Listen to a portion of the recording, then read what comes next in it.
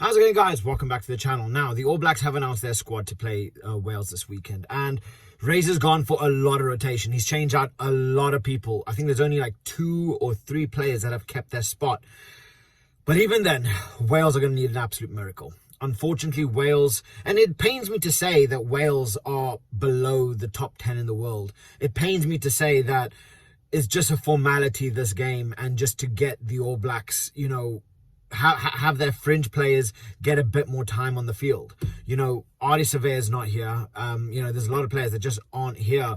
And Wales are no longer seen as a real threat, but they can definitely still pull off an upset. So let's get into the squad because even though there's a lot of rotation, it's still pure fire.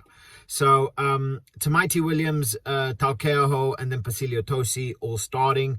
Scott Barrett and then Fabian Holland starting as the lock pairing. Brilliant lock pairing. Loving that. Fabian Holland nominated as Breakthrough Player of the Year. So it's definitely going to be interesting to see how this pans out because there's been a lot of elite level talents that have come through. And Fabian Holland, my word, this guy has been phenomenal. He has been scary. And I've been saying this since the French tour of New Zealand. Fabian Holland is a real star. The back row is Simon Parker, Duplessis Karifi at 7, and then Wallace Atiti at 8. Obviously, Wallace Atiti's been playing, at 6 a lot. He's been playing at 8. No Artie Surveyor, so that falls down to Duplessis Karifi and finally getting him a start. I'm not sure if he's actually started a game in the Northern Tour. I don't think he started anything in the Northern Tour at all. So lovely to see him getting a bit of time.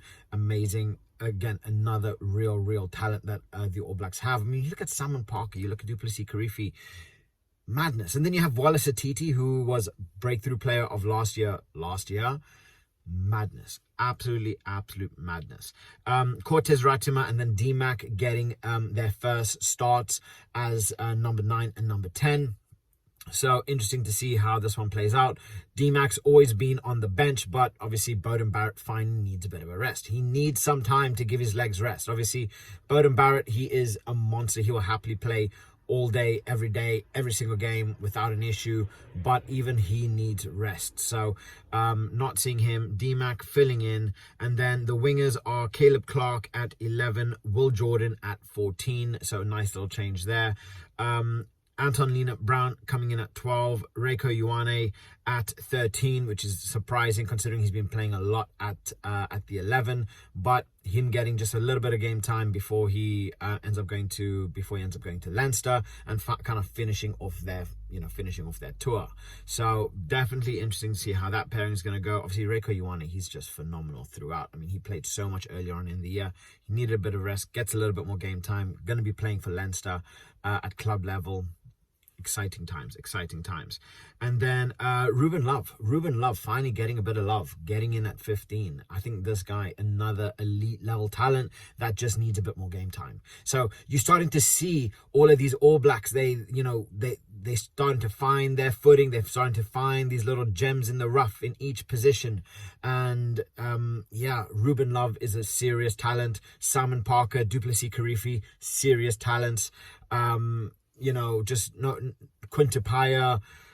I still think Billy Proctor is a real talent. He just needs more game. Well, not saying more game time. He just needs to stop proving more, And then, you look at someone like Fabian Holland at lock. I mean, they got a lot of serious talent that's only getting better and going to be well prepared for the 2027 World Cup. So, unfortunately for Wales, this is very much a formality. It's only a matter of how much they are going to win by.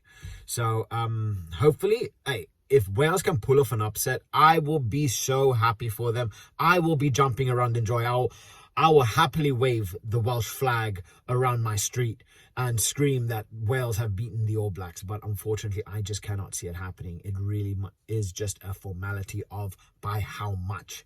So drop your thoughts in the comment section below. Can Wales cause an upset of the season? And how are they going to stop the All Blacks? Even with this rotated side, how are they going to stop him? So drop your thoughts in the comment section below because